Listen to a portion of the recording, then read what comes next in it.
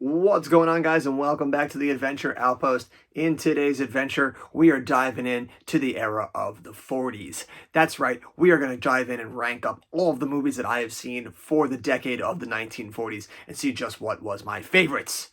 Now, of course, I did a video on this last time already. I did the 30s, which was actually just clips of all of my movies ranked up, but it turns out that those are actually a lot harder to do than I thought, where dealing with copyright issues and everything. I tried to do the 40s the same way with getting the clips and everything, but too much had to be cut out due to copyright stuff. So I decided to just do the easier route and just do this classic format of you watching me just talk about the bullshit of movies that I love so much. So we're going to switch up the formula a little bit here for the 40s, and as we rank all these movies up, I will just show them off and we will talk about all that good stuff. But before we dive into the video, like always, hit that subscribe button, smash that like button, drop some comments down below. Let me hear what some of your favorite movies from the 40s are. And if you are one of those snobs that doesn't watch anything from before you were born, if you can only watch special effects, you are a clown, good sir, and you need to go back and watch some more of your film history. But that's all right. You're here. We're here. I'm going to give you the goods. I'm going to let you know what it is you need to go back and watch from the 40s and check out. Now, of course, this is just my list, and what I find amazing, what you might find amazing might be completely different. But this is a nice starting point for the 40s if you were looking to go back into film history of yesteryear and pick out some of that good, juicy stuff that brought us to where we are today in film history. So now, with all that out of the way, let us dive into and we shall rank up every movie that I have seen from the 1940s. Coming in last place is a movie from 1941 from Walt Disney Animation Studios. It is the movie The Reluctant Dragon. It's not even, I don't even know if you can really even call it a movie. It's just kind of a collection of small scenes that are all stitched together to make a 80-minute runtime of a movie. It follows a guy who wants to sell the rights to the Reluctant Dragon story and decides he wants to sell it to Walt Disney. So he goes to Walt Disney Studio and he ends up being taken around and given the tour and introduced to all the different areas of production that he could go through, and they show him all the stuff that could end up being the Reluctant Dragon, and it all culminates where he meets Walt Disney in the screaming in the screening room where Walt Disney is previewing a piece of the Reluctant Dragon for him. And it's cute, it's kitschy, it has some neat scenes in it and everything, and it's a cool little thing for people that like to see some behind the scenes working of the inner workings of Hollywood, especially back in that time with the heyday of Disney's animation back then. But it doesn't really leave a lot to be desired. It's not really cohesive as a movie. It's just very much just a bunch of scenes cobbled together, stitched in, pretending to be a movie. Tied for the next two spots, once again from Walt Disney, is a 1942 movie and a 1944 sequel to that movie, and that is the two-pack right here, Saludos Amigos and the Three Caballeros. Much in the way of the Reluctant Dragon, these are just small little scenes all put together, cobbled together to make a movie. They're not so much a cohesive unit as much as they are just a showcase of the animation that Disney was doing at the time. In Saludos Amigos, they're traveling around South America, I believe, and in Three Caballeros, they're traveling around Mexico, and it's just a fun little neat thing as we watch these cast of characters go down into South America and Mexico and deal with the culture and all that stuff that they deal with down there, and just it's a fun little light-hearted adventure. But again, they're not really anything that are strictly feature-length films, so they end up down here at the bottom of the barrel. Now, one of the greatest things the 40s did for us is give us that absolute screen legend and one of my personal favorite actors of all time, and that is Humphrey Bogart. He is a seminal part of the 40s. We will see plenty of his movies show up here on the list. His first movie is going to drop right here, right now. It is the 1947 film noir Dark Passage, one of his many films that he did with Lauren Bacall. This is a movie about Humphrey Bogart gets out of jail and he needs to get a new face so that nobody can find him. So he goes to a plastic surgeon who gives him a completely new face, and he ends up dealing with the girl in some way. I can't remember exactly the entire plot of this. I watched this a few years ago. This is my least favorite of his movies. I still think he's really great in it. I just think the story left a lot to be desired. It had a neat hook, you know, like he goes and gets a new face and then, you know, he's trying to get out of town before everybody figures out about it. But the execution just wasn't really up there for me. But Humphrey Bogart, as always, was at the top of his game. Up next is the 1948 film Anna Karenina, starring Vivien Leigh. It is an adaptation of Tolstoy's tragic love chronicle. It is about a Russian woman who's madly in love with a military officer. It's a solid movie. This is a movie that's been done time and time again. You can find countless remakes throughout film history.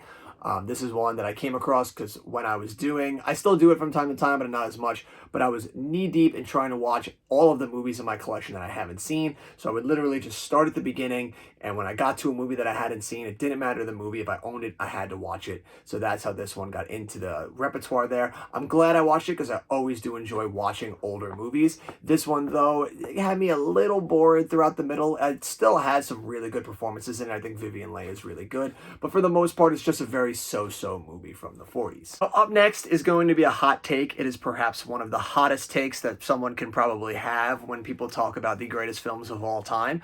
But up next for here, me in the 40s, is the 1941 film Citizen Kane. And here's the hot take. I don't like this movie. I think this movie is really boring. I can appreciate what it did for film history and how seminal a piece of art it was for film history, but I think that most people today, when they say that Citizen Kane is the greatest movie of all time, have no fucking idea what they're talking about anymore. This movie perhaps was probably the greatest movie of all time when it was made, but it certainly, at least to me, does not hold up to. To other people, if it does, and this is your jam, and this is the pinnacle of what you think Hollywood did and can be, kudos to you, man. All the more power to you. To me, however, this is just simply a movie that was made that has some decent parts to it, but is ultimately kind of boring for me, and is one of those ones that has just faded into the background for me. And it always blows my mind when I hear from people that they think this is the greatest movie of all time. These people clearly have not watched enough movies. I can think of a million movies that I would rather watch before watching this movie again. Humphrey Bogart and Lauren Bacall strike again in the 1946 film noir The Big Sleep. This follows Humphrey Bogart as a private eye as he deals with a blackmail case, and he gets into all sorts of shady characters and everything, including femme fatale Lauren Bacall. This is another just like top-notch movie between the two of them. Falls a little bit in the middle there. It does have some parts that lag and everything, but I think the cinematography and the story are much better in this one than the previous Bogart story that we had, and I think their chemistry is a lot better in this movie too. And anytime Bogart's playing a private eye, I'm in, baby. Like, let's rock and roll and let's go. So this is definitely one to check out if you're a Bogart or Bacall fan, or if you love film noir. This is just a seminal piece of art from the film noir genre. Disney shot a bullet right through our heart with this 1942 classic, and that is the movie Bambi, a movie that everyone remembers for the absolutely gut-wrenching scene of Bambi's mother being shot by a hunter, thus ruining the childhood of so many kids since its debut, still ruining people's childhoods to this day. I don't know if a lot of parents are still showing this to kids. I know I watched it as a kid, and this movie is absolutely scarring, but it still has some gorgeous animation to it. Everything else about Bambi is just very cute and cuddly, especially all the things with Thumper and Bambi interacting. But goddamn, this movie, I give Disney all the props in the world for going as hard as they did in this movie. Being like, we're going to show the vicious murder of this deer's mother by a hunter. Like, just balls to the walls. Where Disney needs this kind of balls back. Like, when they were making movies like this, we need that Disney today that just took chances and swung for the fences and didn't coddle to the audience. Like, they took them for a ride, and this is an absolute classic of the power of that Disney can do when it wants to be as artistic as it can be. Disney strikes again with a 1941 classic, and that is Dumbo. We got these two cute little covers right here. We got the 70th anniversary, we got the 75th anniversary. Great little covers right there for those bad boys.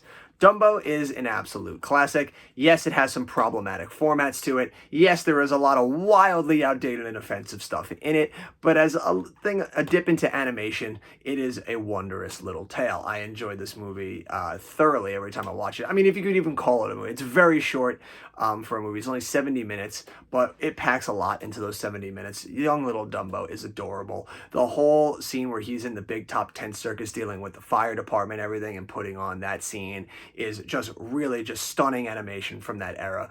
And I also love the absolute drug trip that is the pink elephants and Dumbo getting drunk. I wish the live action Dumbo had half of the charm and charisma that these movies did. An Orson Welles movie that I actually love a lot more than Citizen Kane is the 1949 movie The Third Man. And it follows the dude as he is in Vienna looking for an old friend of his that he is presumed dead, but the friend is actually involved in an illegal smuggling operation, and it follows our main character as he gets involved into this organization and meets these people, and it has this epically awesome chase at the end of it. This is a movie that when I love to watch old black and white movies that just really show how well they can use the format of black and white in its usage of lighting and shadows. It's just, this is an absolutely phenomenal movie. I think this movie is leagues and above better than Citizen Kane. Not that Orson Welles is a huge part of this movie because he plays the friend in the illegal smuggling operation, so he's not even the lead, but I think this is just a much better movie than his masterpiece.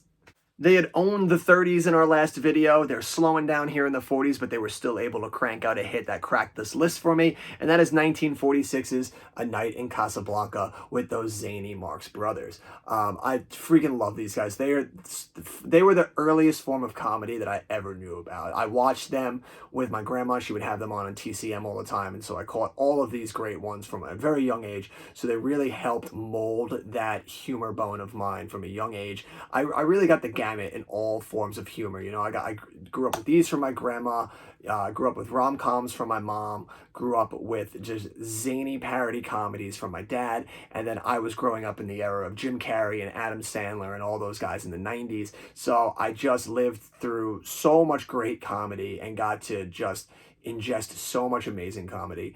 The Marx Brothers are up there as one of my favorites, better than anybody else to ever do it. Their zany antics are absolutely hilarious. Their wordplay is just absolutely masterful in everything they do. This is just such a fun movie in their pantheon of amazingly fun movies. Up next is 1947's The Bishop's Wife, starring Cary Grant, another one of my favorite actors from yesteryear. Just every actor that you can grab from back then just had their own cadence and way of delivering, and that was just perfectly masterful to who they were. Cary Grant was no exception. It was just an absolute masterclass in acting talent.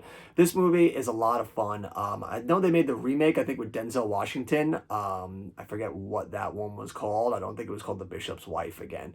But this one is the classic. This is the original. I actually saw this one after I saw the Denzel Washington one, and this one is just absolutely stellar. Now, of course, I love Denzel Washington, but Cary Grant is just an absolute, like, maestro. He's just in a league of his own. This is just such a fun. This is a solid little Christmas movie as well, about an angel that is sent down to help a marriage and ends up, you know, fucking it up a little bit in the beginning, but, you know, you learn your little lesson, you get a nice little Christmas tale, and all's well that ends well. It's a fun little movie from the 40s that you'll have a good time with. Now, the rest of these movies from here on out are all just master classes. They are just all phenomenal movies that I can't recommend enough, and these are the peak. If you were only to watch the absolute creme de la creme of movies from the 40s to first get into the 40s, these are the movies you should go for from now on. And we started off once again with our boy Humphrey Bogart, 1941's High Sierra. This is a landmark film for the 40s film noir. Humphrey Bogart is freaking phenomenal in this movie as a guy newly released from prison who wants a simpler life but ends up joining up with a band of thieves for one last heist so that he can get a nice big score and disappear off into the sun. Now, how many movies from the 80s, 90s, 2000s, and 2010s and 2020s have you heard that premise for? Well, this is where it comes from. This movie is the original, the OG that's just set off a wave of certain types of movies. Humphrey Bogart is just phenomenal in it. I think the cinematography in this movie has some really awesome shots in it. This movie is a lot of fun. It is just a great film noir.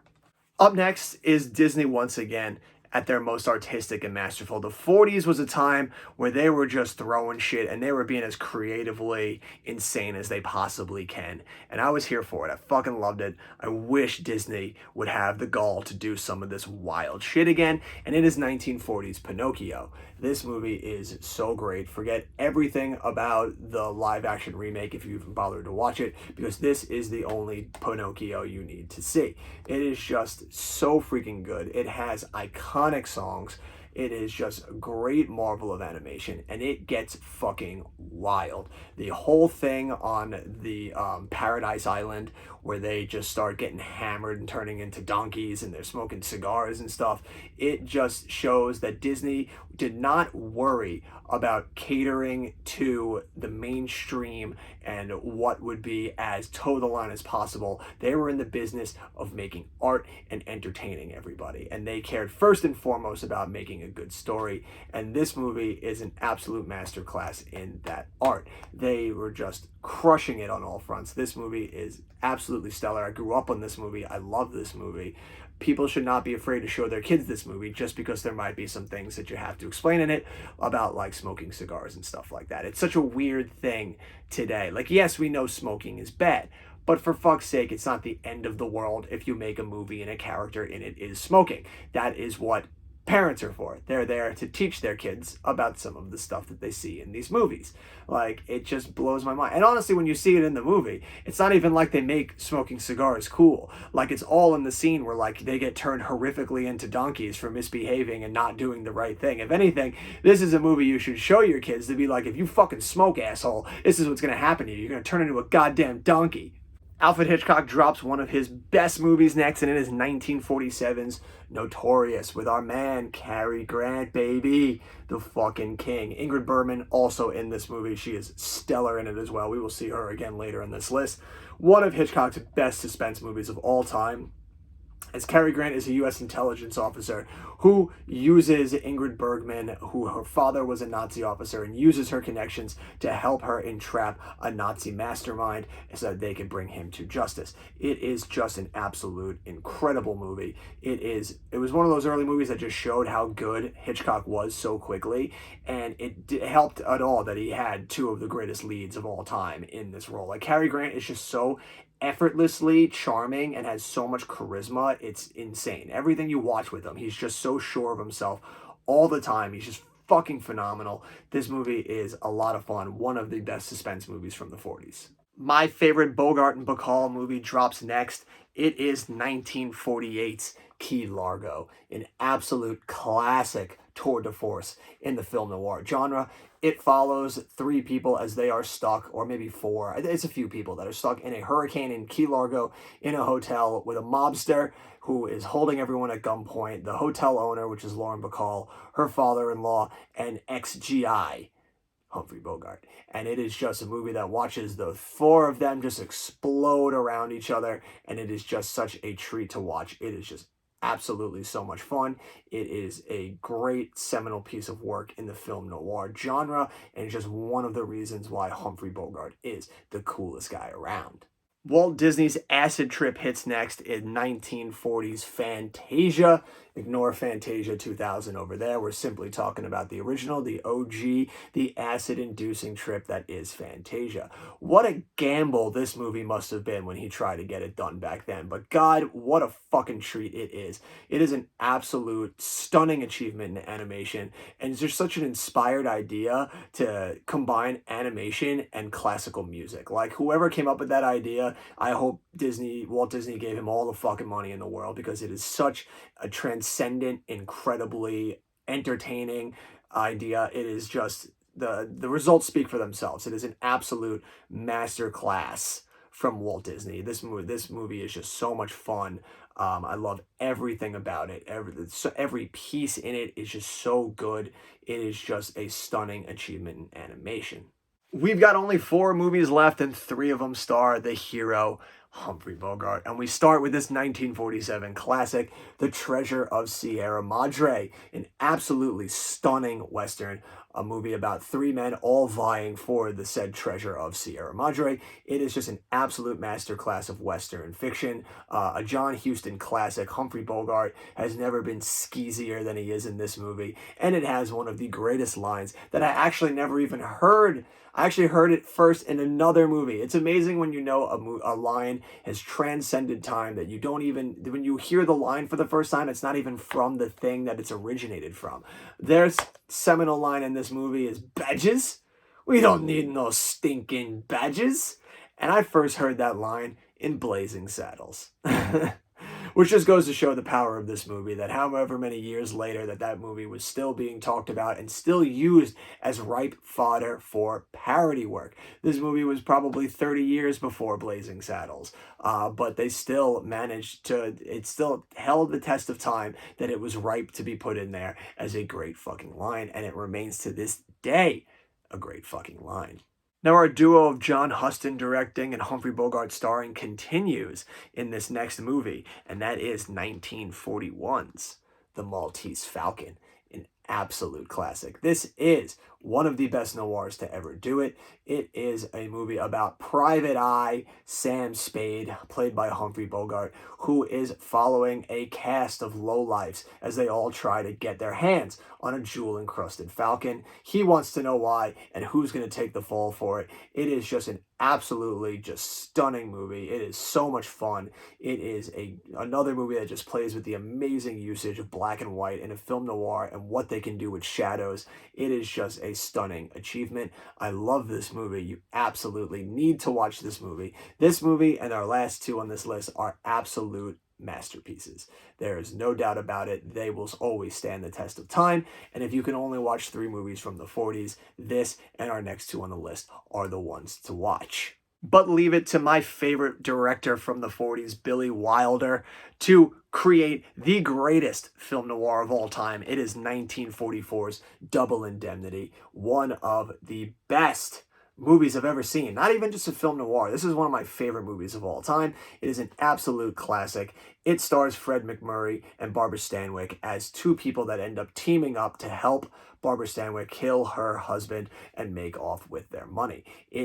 Has so many twists and turns in it. It is fun. It is seductive. It is wild. It, again, plays with the amazing usage of shadows in black and white. People discount how good and effective black and white can be for movies. Everyone has been so homogenized and just destroyed by color and CGI and all that they just lose the value and the mystic of movies like this in its black and white format. They are absolutely incredible. They have merit. You absolutely should see a black and white movie if you haven't, and this is a perfect example of a black and white movie that you can start with that will show you just how well the format can work. But there can only be one, and number 1 is not only the greatest movie of the 40s that I've come across, but it is actually my favorite movie of all time. That's right, we are talking 1942's classic, Casablanca. This is the best movie I've ever seen in my life. I've beaten a dead horse talking about black and white, but this is another movie where the black and white just adds to the power of this movie. Not only is it a great romantic drama and an absolute stunning piece of World War II fiction, but it is also hilarious to boot. The not private, he's an actual detective. The police officer in this movie is one of the funniest characters ever put to film. He has so many great lines in it. Humphrey Bogart is his absolutely dour, stoic masterpiece of a man, as he always is. He is just so hurt and battered, but still has such like a hard exterior and so many great witty lines in this movie. He is an absolute classic of a character, and Ingrid Bergman is phenomenal in this movie as his star-crossed lover from long ago. This movie is just the best written movie of all time. It has so many great lines of dialogue. Probably so many lines of dialogue that you've heard and never have even known that it's from this. So many movies and shows and everything today have aped something or another from this movie. This movie is the pinnacle of the 40s. It is the pinnacle of a well-written movie, and it is just an absolute masterpiece in every shape and way that you can think of. If you haven't seen this movie, I implore you to go out and check this movie out. You will not be disappointed. It is the greatest movie of all time. And that is my ranking of all of the movies from the 40s that I have seen. If there is a movie on there that you think should have been on this list that wasn't on there, it's more than likely that I haven't seen it. Maybe I've never even heard about it. If there is a movie that you think I should watch from the 40s, write it down below in the comments and let me know. I will be sure to check it out. But be sure to check us out for this episode next time, where we dive into all of the movies from the 50s that I've watched, and so on and so forth as we go down through the list, getting us up to today in time. Now, obviously, as we get to the later decades, we're going to have to limit it to how many movies we're going to rank up, because once you get to the 90s and the 2000s and the 2010s, I have seen too many movies every year that it would be impossible to rank up every movie without it being like a 3-hour video and us going through like 500 movies. So when we get into those later ones, I'll probably have to drop it down into maybe like ranking the top 100 or even top 50 if we really want to do it, depending on how long we want to make these videos. But that's up to you. You guys let me know down below. Do you want me to do top 50? Do you want me to do top 100 and then maybe like a bottom? 100 or bottom 25 or 50 of that I've seen, or if you want me to go crazy and do a big fucking video and rank up literally every movie from those ones, I'll do it. I'll fucking do it. Just let me know if it's down, if it's in the cards. If you want it, you sound off, you let me know. But we don't have to worry about that for a while, because obviously I can go through all the movies that I've seen for the 50s. We can go through all the movies that I've seen for the 60s and the 70s. It's only the 80s and onwards where we start to get into a shitload of fucking movies. But that'll do it for all of us here at the Outpost for tonight's video. Until next time, you have been you, I have been me. These are the movies we love so much. Get your ass out there and watch some movies from the 40s if you haven't seen it. Take in a black and white movie if you can. And until next time, adventure on.